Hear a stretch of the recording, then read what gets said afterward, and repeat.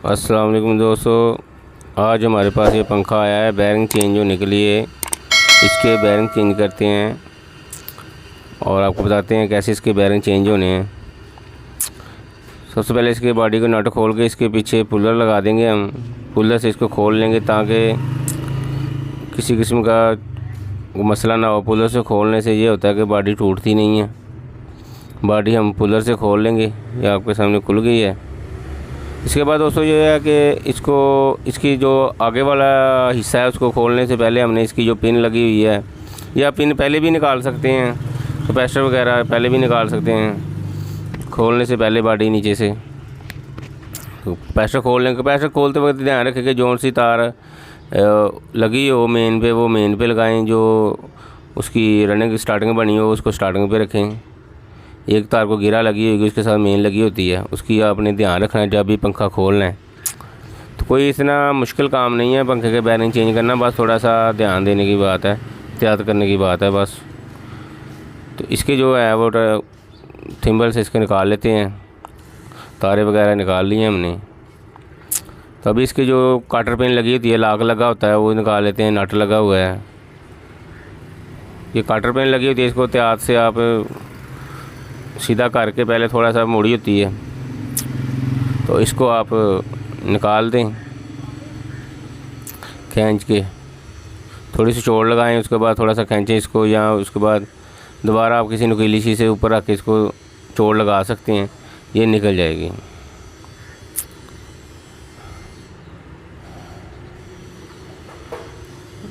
इसके निकलने के बाद दोस्तों इसको खोल लें, थोड़ा सा पंखे को खोल लें ताकि इसका जो है वो ऊपर वाला हिस्सा वो आगे हो जाए। और इसके दरमियान में हम जो है ना ये साइड पे इस चीज़ का ध्यान रखना, ये सुराख है ना जो इसके अंदर हमने लगानी है।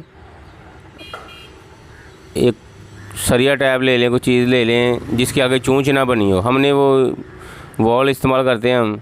इसकी जो बॉडी का किनारा है ना उस पर आपने चोट लगानी है, बैरिंग पे चोट नहीं लगानी ताकि आसानी से निकल जाए।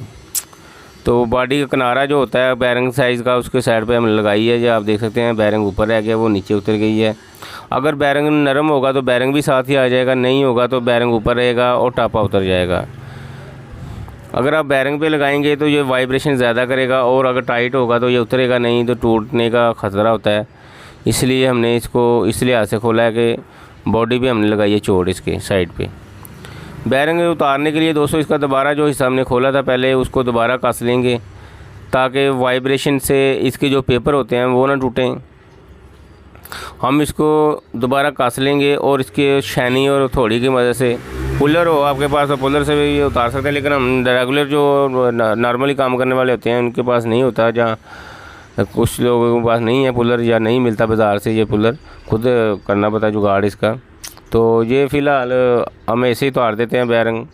नॉर्मली आपको बताने का मसला ये होता है कि जो नॉर्मली आप कर सकें चीज़ें इस्तेमाल कर सकें या आपको अवेलेबल हों चीज़ें काम करने के लिए, हम वो चीज़ें हम इस्तेमाल कर रहे हैं।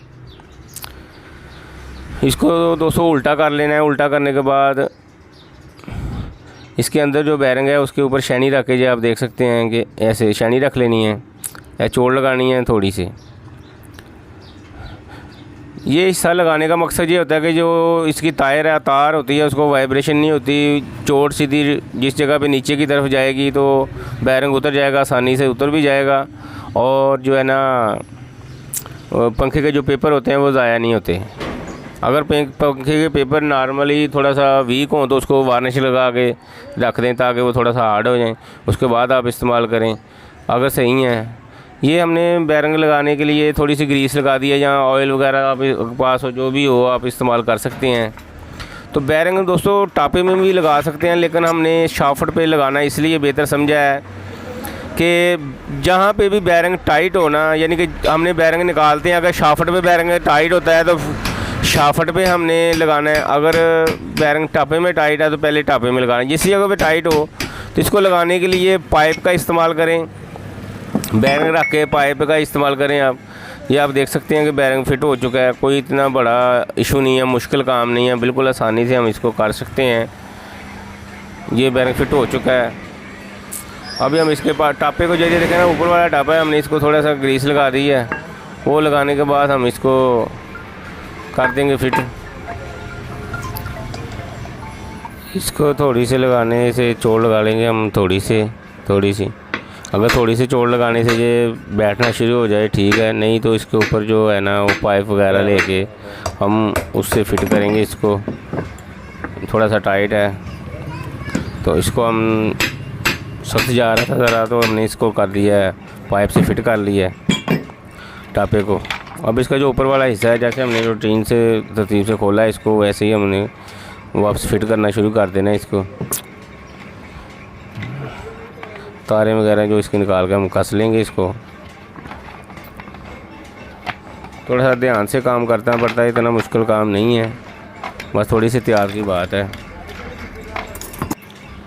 ویسے ہی ہم اس کو کس لیں گے، کسنے کے بعد اس کے جو ہے نا نٹ وغیرہ لگا کے، کاٹر پن لگا کے اس کو فٹ کر لیں گے۔ پہلے کسنے سے یہ ہوتا ہے کہ آسانی سے ہم اس کو فٹ کر سکتے ہیں، اس کی جگہ پہ لے کے جا کے کس سکتے ہیں۔ بعض لوگ نیچے والا ٹاپا پہلے فٹ کرتے ہیں، ہر بندے کا اپنا حساب ہوتا ہے۔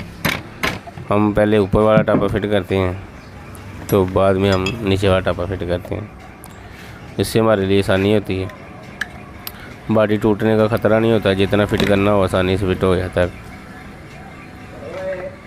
کاٹر پن لگانے کے بعد اس کو تھوڑا سا موڑ دیں، سیدھا کر دیں، اور اس کے جو آگے والا حصہ ہے اس کو تھوڑا سا موڑ دیں تاکہ کاٹر پن باہر نہ نکلے۔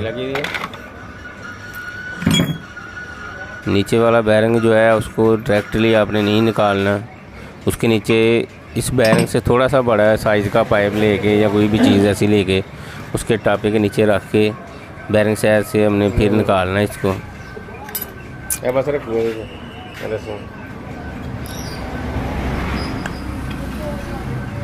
یہ آپ دیکھ سکتے ہیں کہ پائپ ہم نے اس سے سائز سے تھوڑا پائپ بڑھا لی ہے، اس کے اوپر ہم چوڑ لگا کے اس کو نکال لیں گے، جس سے بیرنگ نکل جائے گا آسانی سے، اور ٹاپا وہی بچا رہے گا، کیونکہ چوٹ ٹاپے پہ نہیں آئے گی، صرف بیرنگ پہ آئے گی۔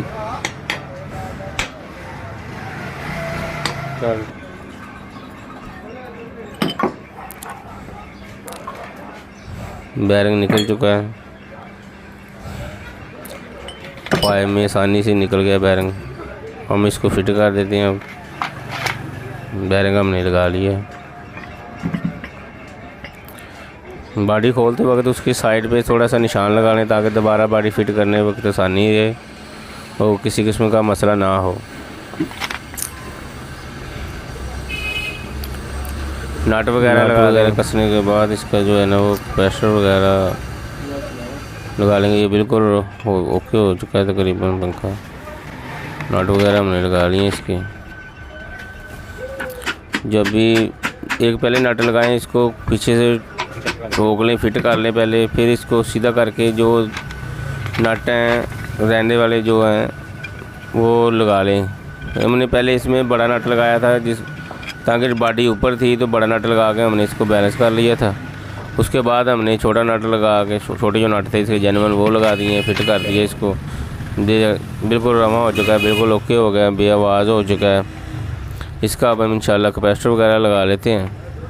کیپیسٹر لگانے کے لیے دوستو جس کو گرا نہ لگی ہو تار کو، اس کو آپ نے ڈائریکٹ لگا دینا ہے، جیسے ہم نے لگایا۔ یہ دوسری تار جو گرا والی ہو اس کے ساتھ ایک کیپیسٹر کے ساتھ تار لگا کے اس کو مین کے ساتھ لگا دینا ہے، اور یہ ایک مین رہ جائے گی فالتو تار، اس کو مین کے ساتھ لگا کے اس کے کنیکشن ہو جائیں گے۔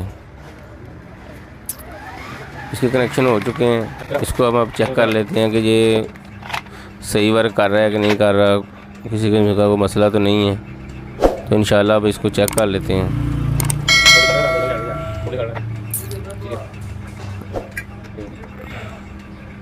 اب اس کو چیک کر کے ہم نے دیکھیں ماشاءاللہ ہو گیا جی، بالکل اوکے ہو گیا پنکھا۔ امید آپ کو ویڈیو اچھی لگے لائک شیئر اور سبسکرائب ضرور کیا کریں۔ اللہ حافظ۔